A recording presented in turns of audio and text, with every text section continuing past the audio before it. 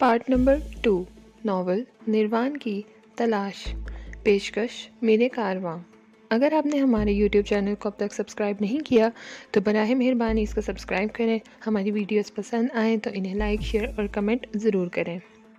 Sorry mister نواز، مجھے مجبوراً اس طرح آنا پڑا۔ دراصل آج کل یہاں کچھ پراسرار نقل و حرکت دیکھنے میں آ رہی ہے۔ کئی مشتبہ چہرے ہوٹل میں منڈلا رہے ہیں، نہ جانے کیوں۔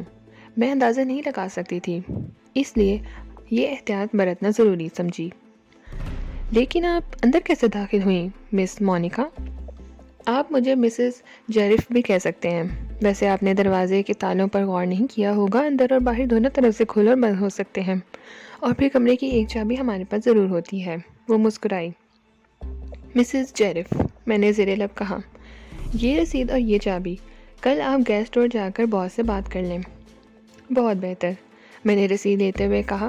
وصولیابی کی رسید تھی اور پورے 500 روپیوں کی۔ سلنڈر کی تعداد بھی لکھی تھی۔ ٹھیک ہے، لڑکی نے پوچھا۔ ہاں، میں نے ایک گہری سانس لی۔ اور کوئی خدمت؟ وہ مسکراتے ہوئے بولی۔ تھی، لیکن مسٹر جیرف کی ناراضگی مول لینے کے لیے تیار نہیں ہوں، میں نے مسکراتے ہوئے کہا۔ اوہ، مجھے افسوس ہے، لیکن آپ جیرف سے ملیں گے تو میری مجبوریوں کا اندازہ لگا لیں گے۔ وہ بے حد حسین اور محبت کرنے والا شوہر ہے۔ ہم دونوں نے لو میرج کی تھی، اور پھر پنکی اور ٹام، میرے دونوں بچے، میرے منتظر ہوں گے۔ یقیناً یقیناً، میں نے بگڑتے ہوئے موڈ کو سنبھالتے ہوئے کہا۔ اور کوئی خدمت؟ گیس اسٹور کا پتہ، میں نے کہا، اور اس نے پتہ دہرایا۔ پھر وہ اٹھ گئی، اس کی آنکھوں میں ایک عجیب سی مسکراہٹ تھی۔ پھر اس نے دروازے کی طرف بڑھتے ہوئے کہا، کل میری ڈیوٹی نہ ہوگی، ایک دن کی چھٹی ہوتی ہے، دوسرے دن 12 گھنٹے کام کرنا پڑتا ہے۔ باقی معاملات اور ہدایات آپ کو گیس اسٹور سے بھی ملیں گی۔ بہتر بہتر، میں نے گہری سانس لی۔ ایک بات اور میڈم، اور وہ سوالیہ نگاہوں سے مجھے دیکھنے لگی، آپ نے کچھ مشتبہ چہروں کا ذکر کیا تھا۔ ہاں، ان میں مقامی CID کے 2 افراد ہیں۔ عموماً یہ لوگ پبلک مقامات پر نظر رکھنے آتے ہیں، اور نظر آتے ہیں تو کوئی خاص بات ضرور ہوتی ہے۔ براہ کرم کیا آپ مجھے ان کے حلیے بتا سکتی ہیں؟ ہاں، ان میں سے ایک لمبے قد اور دبلے بدن کا احتشام بے ہے، دوسرا قدرے بھاری اور اس سے چھوٹے قد کا فاروق بلکی ہے، اور اس کے داہنے گال پر گہرے زخم کا نشان ہے۔ میں نے گردن ہلا دی اور وہ باہر نکل گئی۔ اس کے جانے کے بعد میں نے گہرا سانس لیا اور پھر دروازے سے باہر جھانکا۔ راہداری سنسان پڑی تھی۔ میں نے دروازے کو بند کر دیا اور لباس تبدیل کرنے لگا۔ انقرہ میں میرا استقبال کچھ ٹھیک نہیں ہوا تھا، لیکن دوسری صبح بڑی خوشگوار تھی۔ گزری ہوئی رات کے سکون کا اس صبح کو احساس ہو رہا تھا۔ ایک طویل عرصے کے بعد میں ایسے سکون کی اور بھرپور نیند سویا تھا۔ تب میں نے فیصلہ کر لیا کہ زندگی میں ایسی راتیں اکثر آنی چاہیے۔ انسان کی ہوس کبھی پوری نہیں ہوتی۔ اگر مونیکا ایک وفادار بیوی اور محبت کرنے والی ماں نہ ہوتی تو شاید میں اس رات کے سکون سے محروم رہتا۔ ضروریات سے فارغ ہو کر ناشتہ کیا، اور ابھی ناشتے سے فارغ ہی ہوا تھا کہ کسی نے دروازے پر دستک کی۔ کون ہے؟ آ جاؤ، میں نے چائے کا آخری گھونٹ لیتے ہوئے کہا۔ دروازہ کھلا اور 2 آدمی اندر گھس آئے۔ میں نے انہیں دیکھا اور میرے پورے جسم میں ایک سرد لہر دوڑ گئی۔ ان میں سے ایک دراز کا تھا اور دوسرا اس سے کسی قدر کم، اور اس کے گال پر زخم کا نشان تھا۔ انہوں نے اپنے کارڈز پیش کیا اور اس دوران میں نے خود کو سنبھال لیا۔ اوہ، فرمائیے، میں نے حیرانی کا مظاہرہ کرتے ہوئے کہا۔ مسٹر نواز اسکر؟ فاروق بلکی نے پوچھا۔ جی ہاں، میں ہی ہوں۔ آپ ایران سے تشریف لائے ہیں؟ جی ہاں۔ اور اس سے قبل؟ افغانستان، اور اس سے پہلے پاکستان سے۔ خوب، سفر کا مقصد؟ سیر و تفریح۔ معاف کیجیے، کیا پاکستان میں آپ اپنی حیثیت بتا سکتے ہیں؟ احتشام نے کہا۔ تشریف رکھیے، میں نے مسکراتے ہوئے کہا۔ نہ جانے میرے اندر سے کون سا انسان ابھر آیا تھا، اور میں نے اس نئے انسان کی موجودگی سے حیران تھا۔ یہ نیا انسان تو کافی مضبوط اعصاب اور زبردست قوت کا مالک تھا۔ یہ حقیقت ہے، میں اس نئے انسان سے واقف نہ تھا۔ جب غلام سیٹھ نے میری کارکردگی کی تعریف کی تھی تو میں نے سوچا تھا کہ وہ غلط فہمی کا شکار ہے، ورنہ میں نے کون سا کارنامہ انجام دیا ہے۔ لیکن اب میں اس نئے انسان کی موجودگی میں غلام سیٹھ کے تجربے کار نگاہوں کو داد دے رہا تھا، کیونکہ اس نے مجھ سے پہلے پہچان لیا تھا۔ وہ دونوں بیٹھ گئے، ویسے ان کا رویہ بھی غیر دوستانہ نہیں تھا۔ آپ لوگ کیا پسند کریں گے، چائے یا کافی؟ شکریہ، اس وقت کچھ نہیں، فاروق نے کسی طرح قدر خشک لہجے میں کہا، شاید اسے میرا پرسکون انداز پسند نہیں آیا۔ جی، میں معلوم کر سکتا ہوں کہ آپ کو میری حیثیت دریافت کرنے کی ضرورت کیوں پیش آئی؟ کیا آپ اپنے کاغذات دکھانا پسند کریں گے مسٹر نواز؟ احتشام نے پوچھا۔ جی ضرور، میں نے کہا اور میں اٹھ کر اپنے سامان کے نزدیک پہنچ گیا اور پھر میں نے اپنے کاغذات نکال کر ان کے سامنے ڈال دیے۔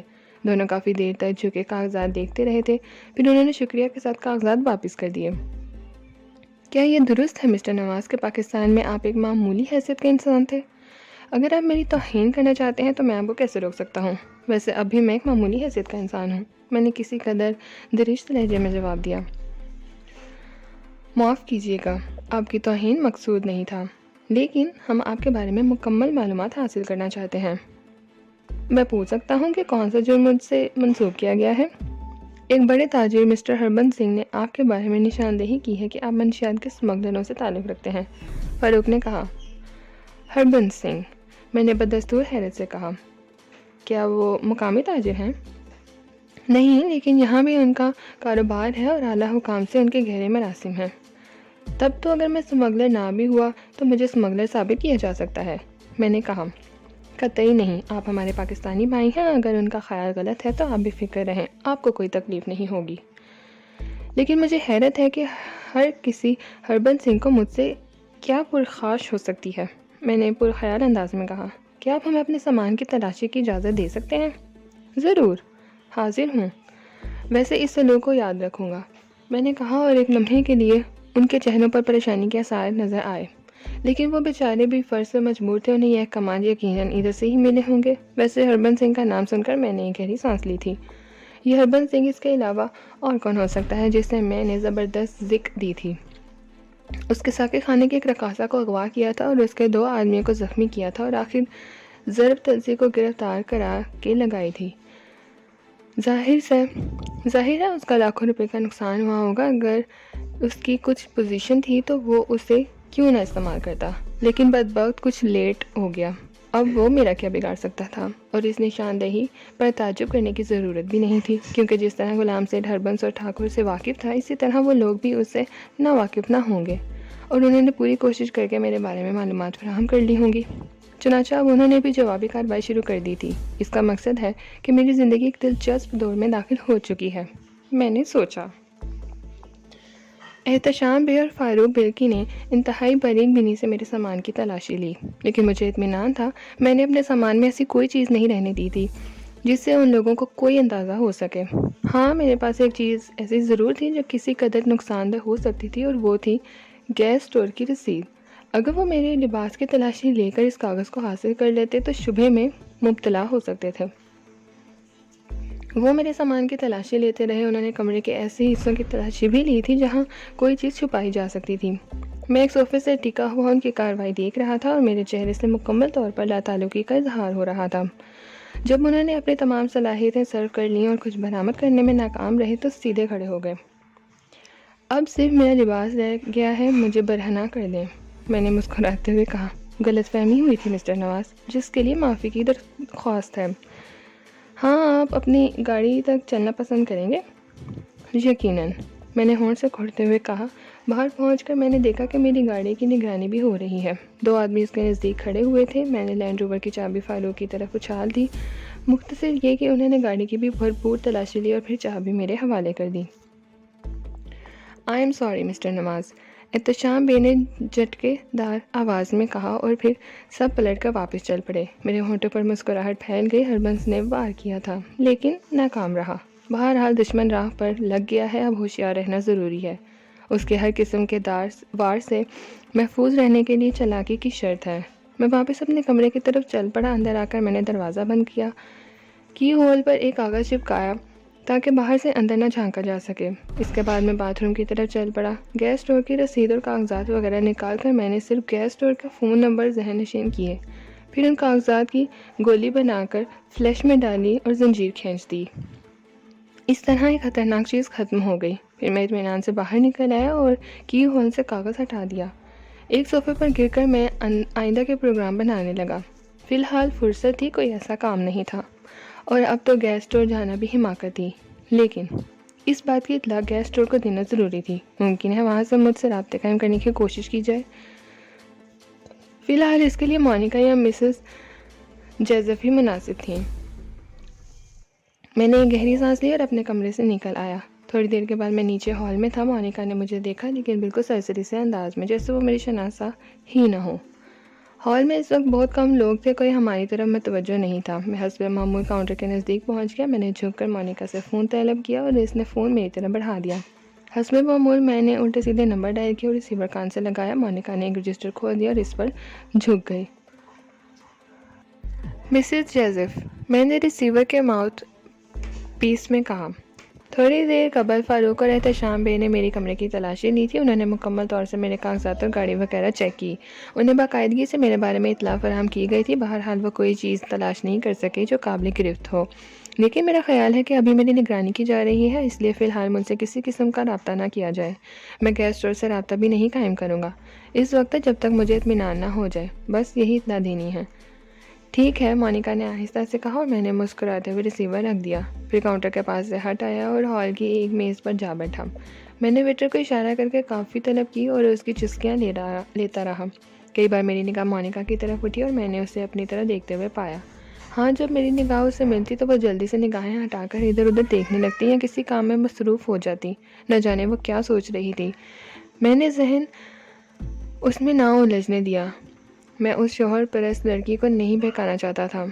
اس وقت تو میرا ذہن ہربنس میں الجھا ہوا تھا. ہربنس اس ناکامی کے بعد کیا کرے گا؟ دوسری بات یہ کہ مجھے ہربنس کے سلسلے میں کیا کرنا چاہیے. میں 2 مرتبہ اسے نقصان پہنچا چکا تھا. تیسری مرتبہ کیوں نہ براہ راست اس پر ہاتھ ڈال دوں. حالانکہ یہ بہت بڑی بات تھی. میں دیکھ چکا تھا یہاں ہربنس کی آواز میں جان ہے. حکام سے اس کی دوستی ہے، اس لیے وہ یہاں زیادہ مضبوط ہے. بہرحال سب سے پہلے تو مجھے اپنی پوزیشن صاف رکھنی ہے. میرے ہاتھ کسی طور پر میلے نہیں ہونے چاہیے تاکہ میں مقامی پولیس سے نہ الجھ جاؤں، اور پھر اس کے بعد ہربنس کے ہتھ کنڈوں کو دیکھوں اور ان کا جواب دوں. کافی کے گھونٹ لیتے ہوئے میں نے بہت سے پروگرام بنایا اور ان میں سے چند پر عمل کرنے کا فیصلہ کر لیا. ہال سے اٹھ کر میں واپس اپنے کمرے میں آ گیا اور پھر میں نے دوپہر کا کھانا کمرے میں ہی کھایا. پھر آرام کرنے لیٹ گیا. شام کو 4 بجے اٹھا، لباس تبدیل کیا، شیو بنایا اور تیار ہو کر نیچے اتر آیا. تھوڑی دیر کے بعد میری لینڈ روور سٹارٹ ہو کر چل پڑی. فی الوقت میں تنہا تھا. انقرہ کے بارے میں میری معلومات زیادہ وسیع نہیں تھی. بہرحال کوئی دقت بھی نہیں تھی. میں سڑک گردی کرتا رہا اور اس دوران میں نے ایک بات پر خاصی توجہ دی تھی، وہ یہ کہ میرا تعاقب تو نہیں ہو رہا. اور سبز رنگ کی ہلمین کو میں نے دیکھ لیا. مجھے ان باتوں کا سلیقہ نہیں تھا، لیکن آدمی کچھ نہ کرنا چاہے اور پوری توجہ اس پر مبذول کر دے تو کوئی کام مشکل نہیں رہتا. ہلمین مجھے کئی سڑکوں پر اپنے پیچھے نظر آئی تھی. چنانچہ میں نے یقین کر لیا کہ وہ میرا تعاقب کر رہی ہے. اب ضرورت اس بات کی تھی کہ میں تعاقب کرنے والے کی شکل دیکھوں. چنانچہ میں نے لینڈ روور ایک بڑے بازار میں روک دی، نیچے اترا اور ایک سٹور میں داخل ہو گیا. سٹور کے کاؤنٹر پر میں نے کچھ چیزیں دیکھی. ایک خوبصورت ہاتھی دانت کا سگریٹ کیس اور لائٹر پسند آیا، خرید لیا.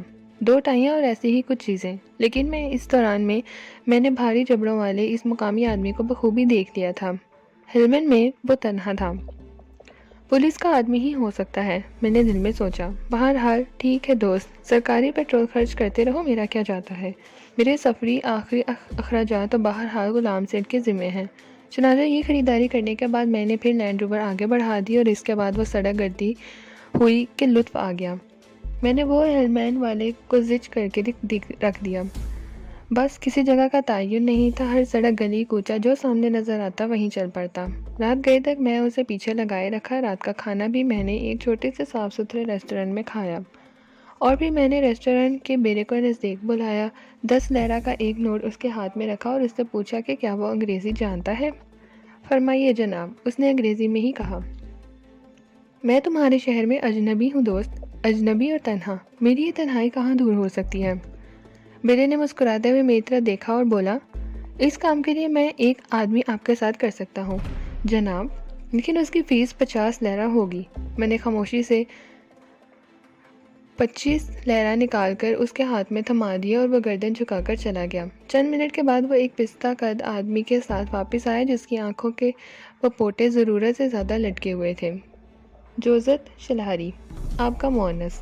آنے والے نے فلمی انداز میں گردن خم کرتے ہوئے کہا اور میں نے مسکراتے ہوئے اس سے ہاتھ ملایا۔ وہ میرے سامنے کرسی گھسیٹ کر بیٹھ گیا اور میرا واپس چلا گیا۔ کون سے ہوٹل میں مقیم ہیں؟ بلغاریہ میں نے جواب دیا۔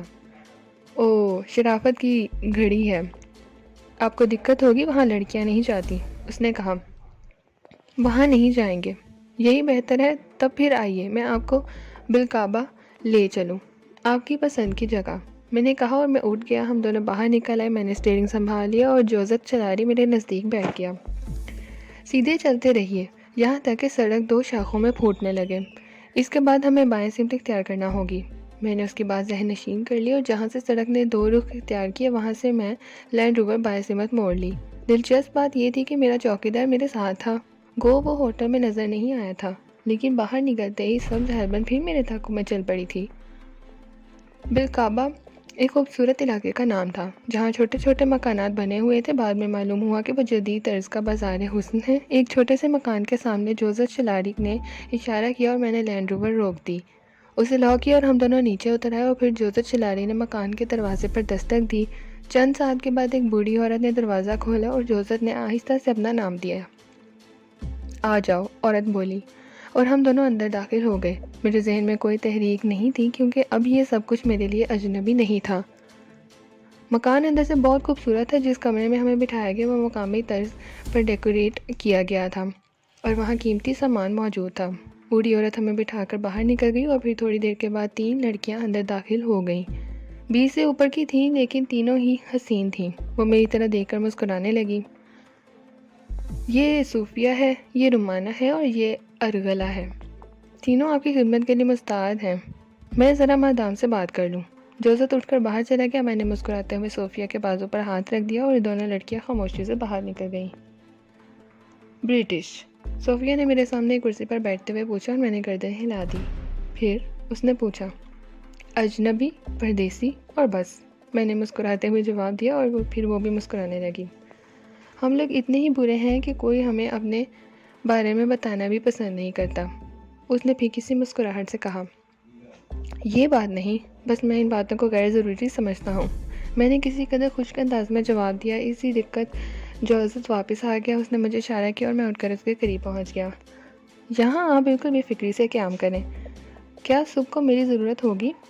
نہیں، میں ہوٹل واپس چلا جاؤں گا، تم بے فکر رہو، میں نے جواب دیا۔ وہ 200 لیرہ عنایت کر دیں، اس نے کسی قدر جھجکتے ہوئے کہا اور میں نے نہایت اطمینان سے 200 لیرہ کے نوٹ نکال کر اس کے حوالے کر دیے۔ جوزف نے ترکی زبان میں صوفیہ کو میرے آرام کی ہدایت دی اور باہر نکل گیا۔ صوفیہ پورے خلوص سے مسکرا رہی تھی، وہ ٹوٹی پھوٹی انگریزی بول لیتی تھی، بس اپنا معافی الضمیر سمجھا سکتی تھی۔ بہرحال اس کے خوبصورت ہونٹوں سے یہ انگریزی بہت بھلی لگتی تھی۔ آئیے، اس نے میرا ہاتھ پکڑا اور میں اس کے ساتھ ڈرائنگ روم سے نکل آیا۔ وہ مجھے مکان کے آخری کمرے میں لے گئی جو اس کی خوابگاہ تھا، اور پھر اس نے مجھے ایک کرسی پر بیٹھنے کا اشارہ کیا۔ میں کرسی پر بیٹھ گیا تو وہ پلٹ کر دروازہ بند کر آئی اور پھر نیچے جھک کر میرے جوتوں کے تسمے کھولنے لگی۔ نہیں شکریہ، میں نے پاؤں سے کوڑتے ہوئے کہا، نہ جانے کیوں یہ مجھے پسند نہیں تھا۔ میں نے خود اپنے جوتے اتارے اور پھر اوپری لباس اتار کر بستر کی چادر خود پر گھسیٹ لی۔ صوفیہ نے ایک طرف لٹکے ہوئے خوبصورت بند کھینچے اور کمرے میں تیز روشنی گل ہو گئی۔ دوسرا بند کھینچنے سے سبز روشنی جل اٹھی اور کمرے کی ہر چیز ہلکے سبز رنگ میں ڈوب گئی۔ تب صوفیہ ایک الماری کے پاس پہنچی، اس نے الماری کھول کر ہلکے سبز رنگ کا باریک لباس نکالا اور میری طرف دیکھ کر مسکرا دی۔ پھر وہ میرے نزدیک آ گئی اور اپنی پشت میری طرف کرتے ہوئے پشت پر لگی زپ کی طرف اشارہ کیا۔ میں نے زپ کھول دی اور اس کی کمر برہنہ ہو گئی۔ اس نے لباس کی آستینیں شانوں سے اتار دیں، اوپری جسم پر اس لباس کے علاوہ اور کچھ نہ تھا۔ تب میں نے باریک گون بدن پر ڈال دیا اور اوپری لباس اتار کر ایک طرف اچھال دیا۔ اب اس کے جسم پر ایک باریک انڈرویئر تھا، لیکن ظاہر ہے یہ بھی میری نگاہوں میں چبھ رہا تھا، چنانچہ اس نے اس سے نجات حاصل کر لی اور پھر گڑاب سے میری چادر میں آ گھسی۔ بستر میں آنے کے بعد صوفیہ صرف ایک عورت بن گئی تھی۔ ہر کاروبار سے مبرا اس کے چہرے پر جذبات سلگنے لگے اور میں پچھلی رات کا سکون پر بات کرنے لگا۔ عورت تو میری ہر رات کی ضرورت تھی، ایک دن کی بھوک بھی کافی ہوتی ہے، لیکن صوفیہ کے لیے میں اجنبی چیز تھا۔ شاید بہت دنوں کے بعد ایک پرجوش انسان ملا تھا، چنانچہ اس نے خود کو کھلونا بنا دیا اور میری کسی فلم میں مداخلت نہیں کی۔ وہ ایک عام عورت تھی، اس لیے میں اس کی کوئی خصوصیت بیان نہیں کر سکتا، چونکہ مجھے رات یہی گزارنی تھی اس لیے میں اسے سینے سے لپٹا کر سو گیا. اس کے جسم کی گرم حرارت سکون بخشتی تھی. نیند بھرپور آئی اور پھر نہ جانے رات کا کون سا پہر تھا. ایک ہلکے سے شور سے میری آنکھ کھل گئی. صوفیہ نے میرے جسم کو جھنجھوڑ ڈالا اور میں چونک پڑا. کیا بات ہے؟ میں نے بے ساختہ پوچھا. نہ جانے باہر کیسا شور ہے، صوفیہ نے گھبرائی ہوئی آواز میں کہا اور میں جلدی سے بستر سے نکل آیا. پھر میں نے پھرتی سے لباس پہنا. صوفیہ نے بھی گون پہن لیا. ابھی میں قمیض کے بٹن لگا رہا تھا کہ ہمارے دروازے پر زوردار لات پڑی اور پھر کسی نے بھاری آواز میں کہا، دروازہ کھولو ورنہ دروازہ توڑ دیا جائے گا. صوفیہ نے خشک ہونٹوں پر زبان پھیرتے ہوئے میری طرف دیکھا اور میں خود حیران تھا اور نیند سے جاگا ہوا تھا. میں خود ہی آگے بڑھا اور میں نے دروازے کی چٹکی نیچے گرا دی، لیکن اندر داخل ہونے والوں کو دیکھ کر میرے ذہن میں ایک دم جن آکا ہوا تھا. اہل ترکی شاید انہیں نہ سمجھ سکتے، لیکن میں نے ہندوستانی طرز کے ڈھابٹے صاف صاف پہچان لیے تھے. سروں پر پگڑی باندھے ہوئے تھے اور ڈی سی کے ایک حصے سے داڑھی کا چہرہ چھپایا گیا تھا. یقیناً وہ سکھ تھے اور ان کی تعداد 3 تھی. ان میں سے ایک کے ہاتھ میں پستول تھا اور دوسرے دونوں کرپانے سنبھالے ہوئے تھے. واہ گرو کی سوگندھ یہی ہے، پستول والے نے کہا اور پھر کرپان والے آگے بڑھے. انہوں نے میرے دونوں طرف کرپانے رکھ دی. چلو باہر نکلو، کوئی حرکت کی تو یہی ختم کر دیا جائے گا. صوفیہ ایک کونے سے جا لگی. میں نے لوگوں کے چہرے دیکھے اور پھر خاموشی سے ہاتھ اٹھا دیے. اپنا لباس لے لوں؟ میں نے پوچھا.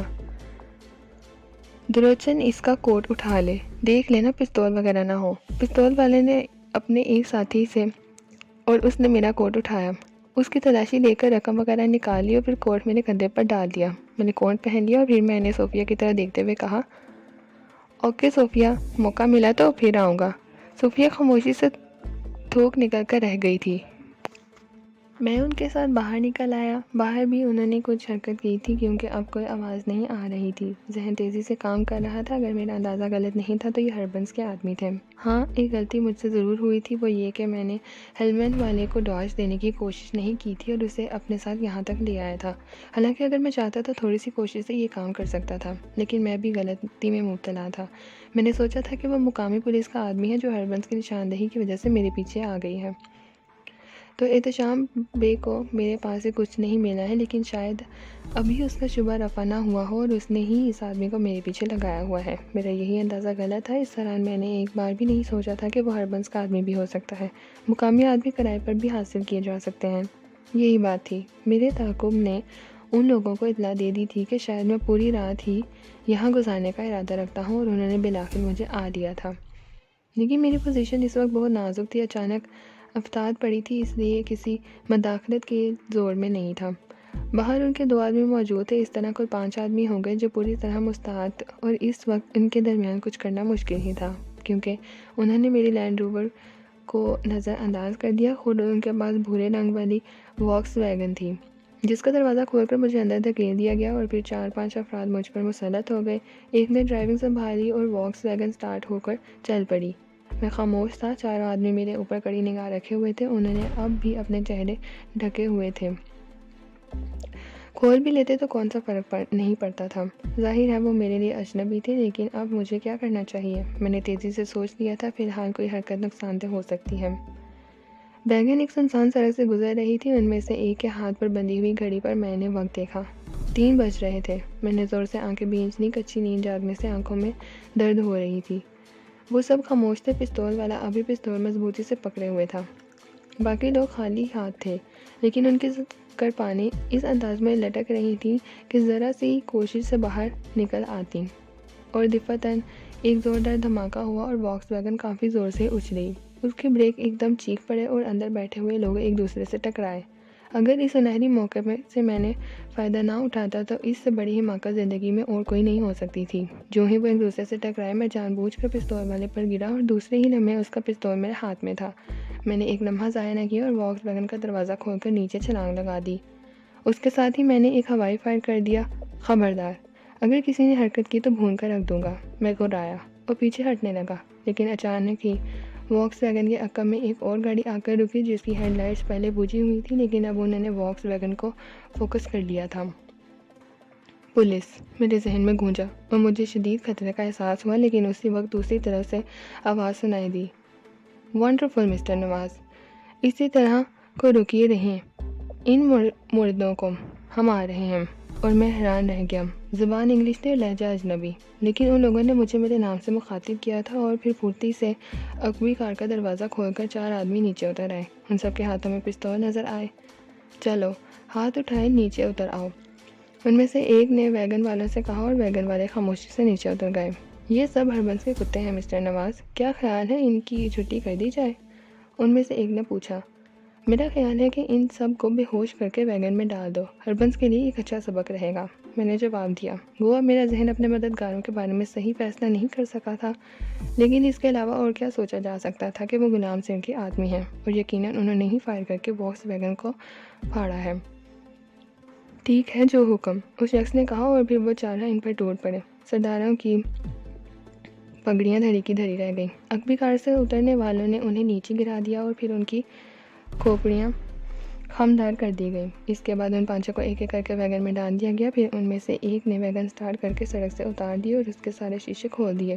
رات کی سردی میں ان کی برف جم جائے گی، شیشے کھولنے والے نے کہا، اور پھر میں نے قریب آ کر کہا، ہم آپ کے دوست ہیں مسٹر نواز، غلام سیٹھ کے آدمی۔ میرا خیال ہے اس وقت بہتر موقع ہے آپ کی گاڑی لے لی جائے، اس کے بعد یہاں سے چلیں گے۔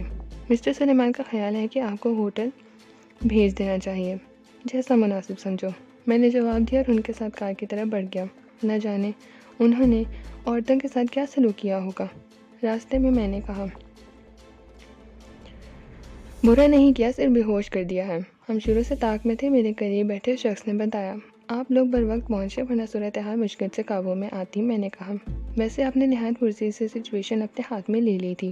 تمہارے فائر کرنے کے بعد غالباً تم نے ٹائر پر فائر کیا تھا؟ ہاں، انہیں روکنے کے لیے اسی جگہ کا انتخاب کیا گیا تھا، میرے نزدیک آدمی نے بتایا، اور میں نے طویل سانس لے کر خاموش ہو گیا۔ تھوڑی دیر کے بعد ہم واپس وہاں پہنچ گئے جہاں سے مجھے گرفتار کیا گیا تھا۔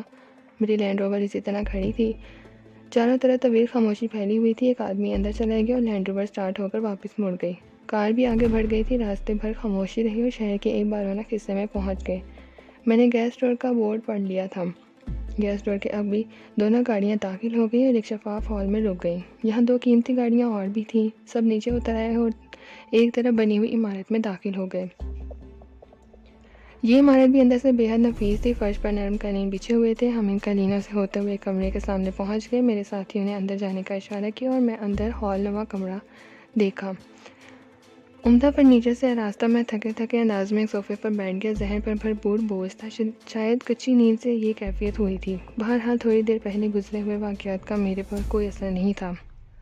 بیٹھے ہوئے زیادہ دیر نہیں گزری تھی کہ دروازے پر قدموں کی چاپ سنائی دی اور پھر ایک القامت آدمی اندر داخل ہو گیا۔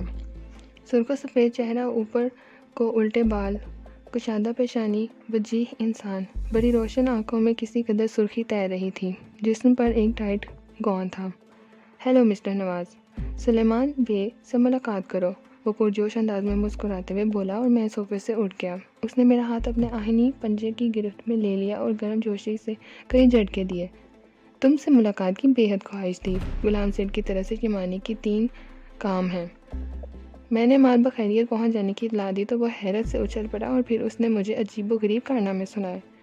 شکریہ سلیمان بے، یہ کہنے کی ضرورت نہیں کہ تم مقامی طور پر کاروبار کے انچارج ہو، میں نے دوبارہ صوفے پر بیٹھتے ہوئے کہا۔ ہاں، بالکل ضرورت نہیں ہے، کیونکہ میں ہوں، وہ ہنستے ہوئے بولا، اور میرے چہرے پر بھی مسکراہٹ پھیل گئی۔ اسی وقت دروازہ کھلا اور دبلے پتلے جسم کی ایک نوخیز لڑکی ایک ٹرالی میں اندر لے آئی۔ ٹرالی پر نفیس اسکاچ کی بوتل اور گلاس رکھے ہوئے تھے۔ اسکاچ پینے کا انوکھا وقت، سلیمان نے مسکراتے ہوئے کہا، لیکن اس وقت یہ جسم کو گرمی کی مدد دے گی، اور پھر ایسی صورت میں جب آپ نے تھوڑی سی ورزش بھی کی ہے، اس نے کہا، اور لڑکی نے سگریٹ کو پیچھے سے اٹھا کر دھپ سے ایک ہاتھ اس کے کولہے پر مارا۔ چلو مونی، ہم دونوں کو پیک بنا دو۔ لڑکی ایک دم سیدھی ہو گئی اور پھر اس نے مسکراتے ہوئے میری طرف دیکھا اور جھک کر ٹرالی پر رکھی ہوئی شراب کے پیک بنانے لگی۔ پھر اس نے ایک پیک میرے ہاتھ میں تھمایا اور دوسرے سلیمان بے کو دے دیا۔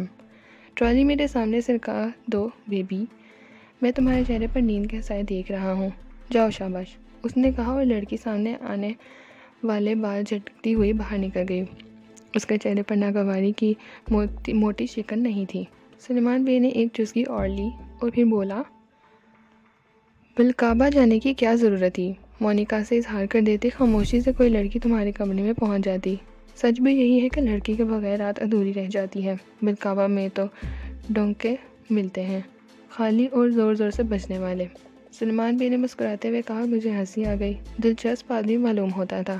میں نے خاموشی سے پیک خالی کر دیا تو وہ اٹھا اور میرے جام کو دوبارہ بھرتے ہوئے بولا، کیا خیال ہے، نیند آ رہی ہو تو گفتگو صبح پر ملتوی کر دیتے ہیں۔ پارٹ نمبر 2 اختتام پذیر ہوتا ہے۔ ناول نروان کی تلاش کا بقیہ حصہ پارٹ 3 پہ سماعت فرمائیے۔